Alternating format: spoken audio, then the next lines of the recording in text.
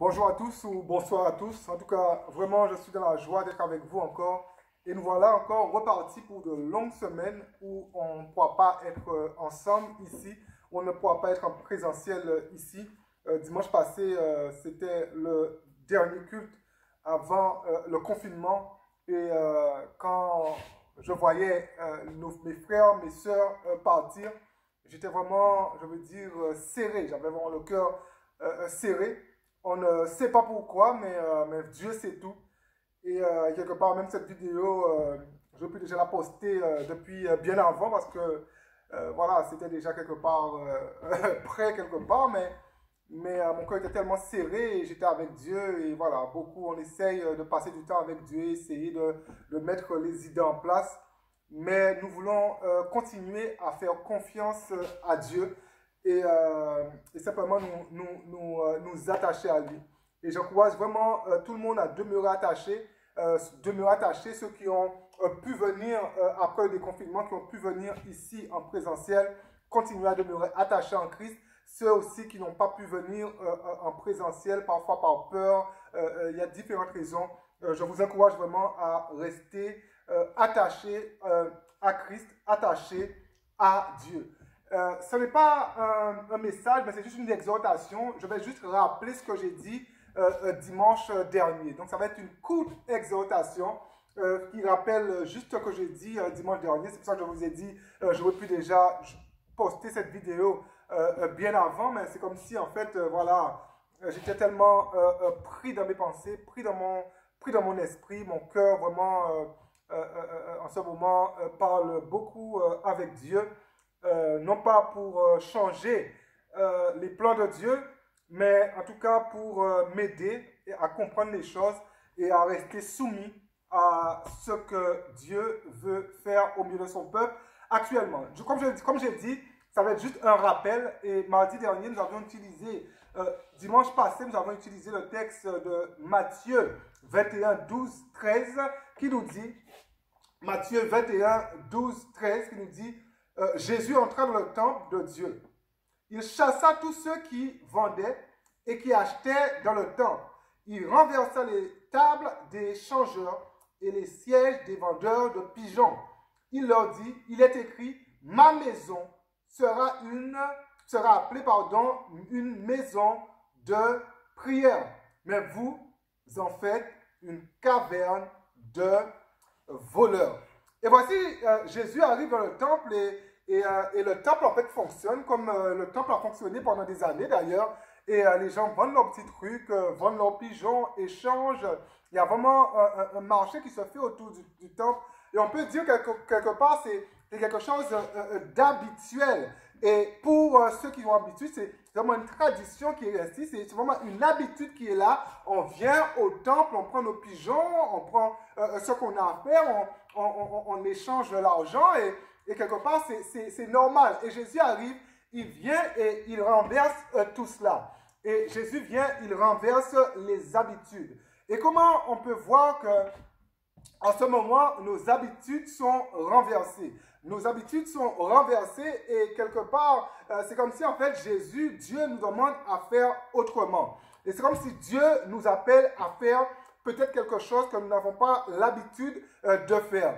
Et je crois vraiment que, et je l'ai rappelé dimanche passé, Dieu nous appelle à peut-être changer notre programme. Est-ce que nous n'avons pas pris des mauvaises habitudes comme dans ce temps, cette mauvaise habitude qui était mauvaise, mais de venir vendre au lieu de venir au temple pour Dieu? Et quelque part, est-ce que nous aussi, en tant qu'enfants de Dieu, on n'a pas été tellement occupés par tellement de choses et nous ne prenons pas le temps de considérer Dieu? Et ce soir, et aujourd'hui, je crois vraiment, durant ce temps de confinement, Dieu nous demande à le considérer. C'est pour ça mon appel vraiment à l'Église. C'est vraiment durant tout ce temps de confinement que chacune puisse aller dans la présence de Dieu et prier. Et dans le texte, il dit, Jésus dira, ma maison sera appelée maison de prière. C'est tellement intéressant de voir ce qui se passe dans ce texte. Ma maison sera appelée maison de prière. Et quelque part, beaucoup de noms sont donnés à des églises. Ici, c'est l'église Centre évangélique Viens et Vois. Tellement de noms sont donnés, je ne vais pas peut-être citer les noms, mais tellement de noms sont donnés à des églises. Et là, subitement, Jésus dit, ma maison sera appelée maison de prière. Pas une maison de commerce, pas une maison où on vient et on fait n'importe quoi, mais une maison où on revient à l'essentiel. Et c'est tellement intéressant de voir ça. C'est vraiment une maison qui viendra à l'essentiel. Une maison en fait qui va relier le ciel et la terre. Une maison d'intercession. Une maison où vraiment nous allons chercher la face de Dieu. Et je crois vraiment devant ces temps de confinement, alors que nous ne pouvons pas venir à l'église, mais nous voulons croire que chacun d'entre nous, nous sommes les temples de Dieu, nous sommes les habitations de Dieu, nous sommes la maison de Dieu individuellement, nous serons appelés maison de prière. Le pasteur sera appelé maison de prière. Ceux qui m'écoutent seront appelés maison de prière. Nous serons appelés maison de prière. Et je crois vraiment que durant tous ces temps, Dieu nous appelle à la prière. Dieu nous appelle à la prière. C'est l'heure de la prière. Et ce n'est pas l'heure en fait de multiplier les programmes. En tout cas, ici, nous n'allons pas multiplier les programmes. Mais alors que je fais cette vidéo, je veux être sûr que chaque chrétien de cette église, nous allons nous connecter ensemble à la prière. Et quelque part, je veux croire, beaucoup en fait ne pourront pas peut-être faire du télétravail, mais beaucoup peut-être feront du télétravail, mais quelque part dans ce temps, pour beaucoup, on aura du temps qui sera libéré. Du temps en moins, il n'y aura plus de trajet, il y aura du temps à libérer pour Dieu. Mais nous serons appelés maison de prière. Et j'ai la ferme conviction que la prière, et quand je dis ça, je pense que de dire je pense que de mépriser, critiquer ceux qui n'arrivent pas à venir le mardi à la prière. Il y a tellement de raisons, aujourd'hui la vie prend tellement, les gens travaillent loin, les gens arrivent tard, il y a des enfants et c'est pas ça. Mais quelque part, pardon, mais je suis convaincu en tout cas que la prière a été négligée dans le corps de Christ. Et aujourd'hui, Dieu veut nous ramener à l'essentiel. Depuis le premier confinement, le seul mot qui arrive à résonner dans mon esprit, à résonner dans mon cœur, c'est le mot prière. Et plus que jamais, nous sommes appelés à prier. Nous sommes appelés à devenir les intercesseurs, les intercesseuses que Dieu veut que nous devenons. Et j'avais lu un deuxième texte qui se trouve en Matthieu 24. Matthieu 24, les versets 1 à 14, c'est un peu plus long. Comme Jésus s'en allait, au sortir du temple, ses disciples s'approchèrent pour lui en faire remarquer les constructions. Mais il leur dit, voyez-vous tout cela? Je vous le dis en vérité, il ne restera pas ici pierre sur pierre qui ne soit renversée. Il s'assit sur la montagne des Oliviers et les disciples viennent en particulier lui faire cette question. Dis-nous, quand cela arrivera-t-il et quel sera le signe de ton avènement et de la fin du monde? Jésus leur répondit, prenez garde que personne ne vous séduise, car plusieurs viendront sous mon nom, disant, c'est moi qui suis le Christ, et ils séduiront beaucoup de gens.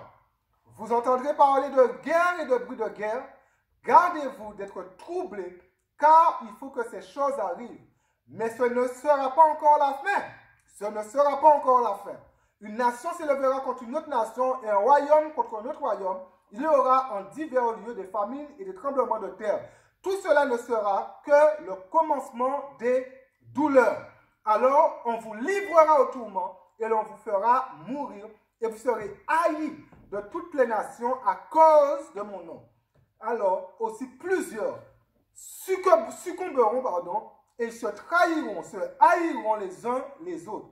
Plusieurs faux prophètes s'élèveront et séduiront beaucoup de gens. Et parce que l'iniquité se sera accrue, la charité du plus grand nombre se refroidira. Et là, c'est essentiel pour nous ce matin, aujourd'hui, quoi. Mais celui qui persévérera jusqu'à la fin sera sauvé. Mais celui qui persévérera jusqu'à la fin sera sauvé. C'est une bonne nouvelle du royaume. Cette bonne nouvelle du royaume, sera prêchée dans le monde entier pour servir de témoignage à toutes les nations. Alors viendra la fin. Celui qui persévérera jusqu'à la fin sera sauvé. C'est tellement intéressant et ça bénit tellement. Celui qui persévérera jusqu'à la fin.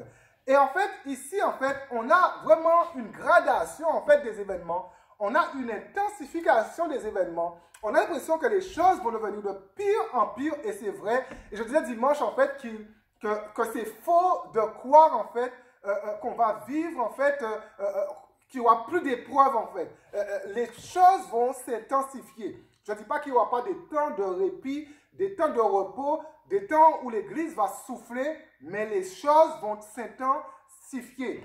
Et 2021 sera certainement une année compliquée. L'année prochaine sera certainement une année compliquée. Mais dans cette intensification des choses, Jésus dit, mais celui qui persévérera jusqu'à la fin sera sauvé. C'est-à-dire qu'il y a cette idée où on reste ferme.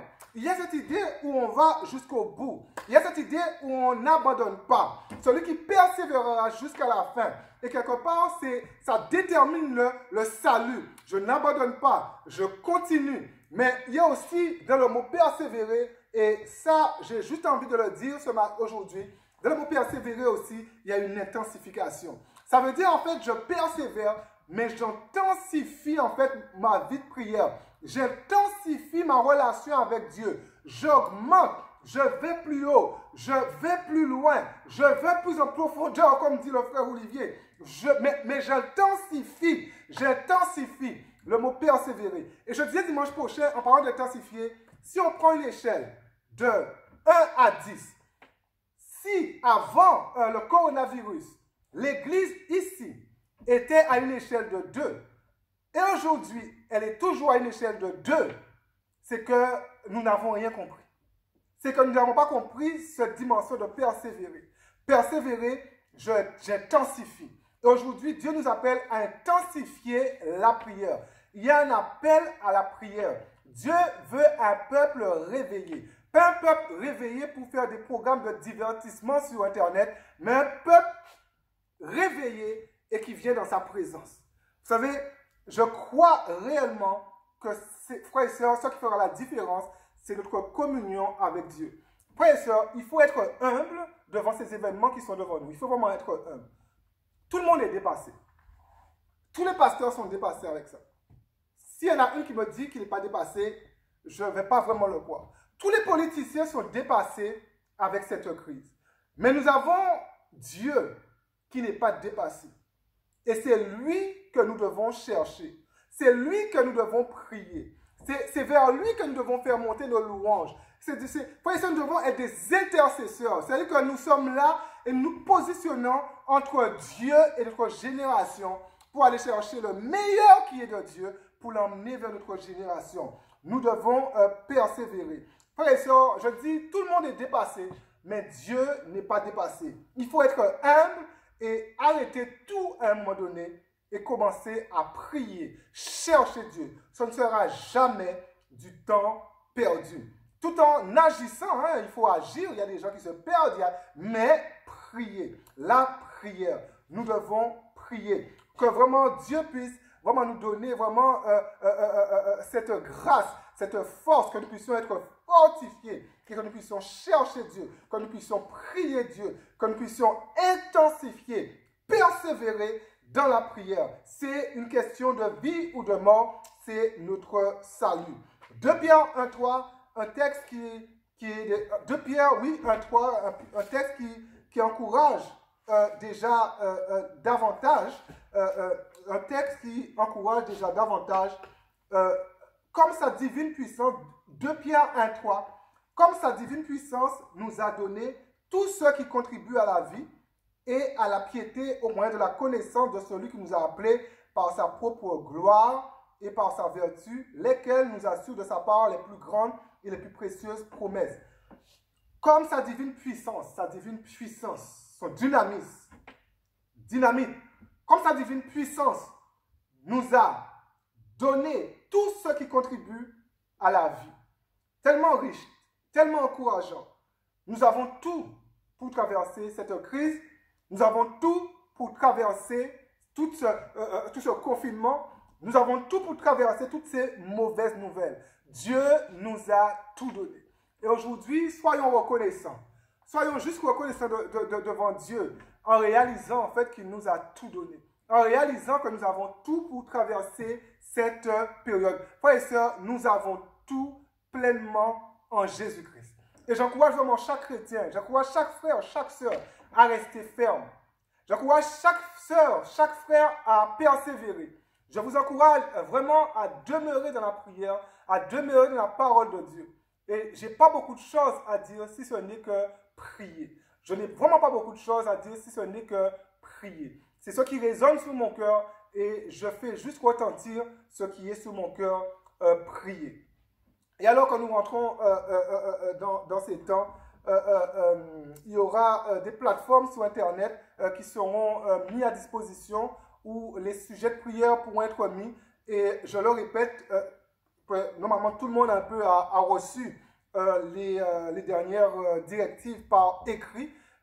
Mais voilà, je ne vais pas reprendre, il y a des choses peut-être qui sont assez personnelles qui étaient écrites. Mais en tout cas, les plateformes que je vais monter seront vraiment premièrement pour ceux qui fréquentent l'église, baptisés ou pas baptisés, mais des gens en fait qui sont connectés à l'église. Je crois vraiment par respect, je suis pas, j'ai pas pour vocation de prendre soin de chrétiens qui vont ailleurs. Et c'est pas par méchanceté, j'aime tout le monde, mais ma vocation c'est de prendre soin des brebis qui sont ici et les autres pasteurs vont prendre soin d'eux et ne serait-ce par respect de tous les autres pasteurs, de tous les autres collègues. Donc les plateformes en fait que je vais mettre en place seront pour nos chrétiens ici, les gens qui sont nouveaux, ceux qui sont baptisés, les jeunes, les moins jeunes, mais des gens en fait qui sont connectés à l'église ici.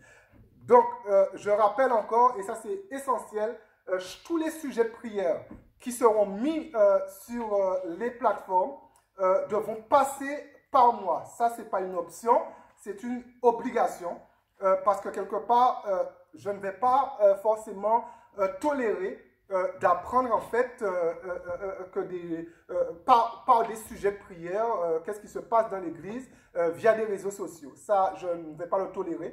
C'est pas possible que j'apprenne ce qui se passe. C'est pas possible que j'apprenne qu'un frère ou une soeur est malade en regardant les réseaux sociaux. Et d'ailleurs, moi, je loupe beaucoup de choses par les réseaux sociaux parce que je ne suis pas connecté non plus H24 sur les réseaux sociaux. Hein. Voilà, c'est pas, voilà, c'est comme ça. Donc, appelez-moi, dites-moi s'il y a un souci, dites-moi les choses et moi ensuite, je retranscris tout ça sur les réseaux sociaux. Sur les réseaux sociaux, il faudra faire attention aussi sur les plateformes de ne pas, par rapport à tout ce qui se passe, nous avons tous nos sensibilités. Et moi aussi, j'ai mes sensibilités par rapport à tout ce qui se passe, mais je ne mélange pas tout. Ça veut dire que la plateforme, en fait, ne sera pas un lieu, les plateformes que je vais mettre en marche ne seront pas un lieu où nous allons afficher nos sensibilités. Ça veut dire que tout le côté, je veux dire, enseignement, s'il faut qu'il y ait des enseignements autres que les prédications du mardi, là, on n'a pas mardi, mais c'est aujourd'hui, mais s'il y a autre à faire que les prédications du mardi ou du dimanche, je m'en charge ou je vais missionner quelqu'un pour le faire. Mais toute la partie étude, c'est moi qui m'en charge. Et je serai vraiment catégorique par rapport à ça. Les réseaux sociaux sont bons, mais les réseaux sociaux aussi ont leurs faiblesses, ils ont beaucoup de faiblesses. En tout cas, je vous encourage vraiment, j'avais dit que j'allais donner un sujet de prière, et mon sujet de prière, c'est vraiment vous encourager à prier pour les autorités telles qu'elles soient. Autorité politique, autorité spirituelle, parce que comme je vous dis, tout le monde en fait fonctionne assez à tâtons par rapport à cela et il n'y a pas de certitude. En tout cas, moi, je n'ai pas de certitude. J'avoue que je suis moins franc maintenant qu'avant. Je cherche plus Dieu parce que voilà, on planifie, mais à la fois, il y a comme une tension qui nous dit faites attention, mais en tout cas, voilà, il y a tellement d'incertitudes, mais priez pour les autorités spirituelles, priez pour les autorités politiques. Voilà, le but n'est pas d'être d'accord avec ce que les politiciens font, mais quelque part, j'en parlais d'ailleurs avec un frère cette semaine, leur travail n'est pas facile dans ce temps de crise. Prendre des décisions n'est pas une mince affaire. Choisir entre ça, c'est pas simple, mais priez pour eux, priez pour les autorités politiques et priez pour les autorités spirituelles des églises. Seigneur de gloire, de miséricorde, nous bénissons ton nom. Merci Seigneur pour ta parole qui est la vérité. Seigneur, durant ce temps de confinement, Seigneur, nous voulons ensemble être les intercesseurs et les intercesseurs, Seigneur, pour les femmes, Seigneur, qui viendront vers toi, dans ta présence, Seigneur, chercher des bénédictions d'en haut pour les ramener, Seigneur, en bas. Et Seigneur, nous voulons simplement prier, être avec toi. Parce que Seigneur, durant ces temps, Seigneur, où tout semble brouillon, Seigneur, toi, Seigneur, tu as la solution. Et Seigneur, même si, Seigneur, c'est pas à pas, et le psalmiste pourra dire que ta parole est comme une lampe à ses pieds, Seigneur, comme une lumière à son sentier. Et parfois, avec cette lampe dans la nuit, le psalmiste, il voyait que le bout de son orteil et partout était noir et il avançait petit pas par petit pas. Et aujourd'hui, plus que jamais, Seigneur, nous avançons petit pas par petit pas. Et Seigneur, nous sommes assez humbles, Seigneur, pour le reconnaître. Seigneur, nous ne voulons pas, Seigneur, faire, Seigneur, ce que tu ne nous demandes pas de faire. Mais Seigneur, la prière, Seigneur.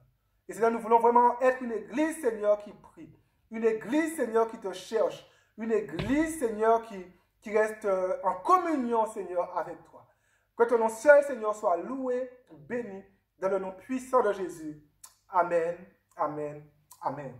Comment que le nom de l'Éternel soit béni. La semaine prochaine, certainement, au plus tard, je vous ferai part d'un jour où l'Église se mettra en prière. Donc, il y aura un jour où l'Église se mettra particulièrement en prière. Ça va être jeûne et prière. Et un jour, on aura un jour de la semaine jusqu'au retour, à la réouverture des églises.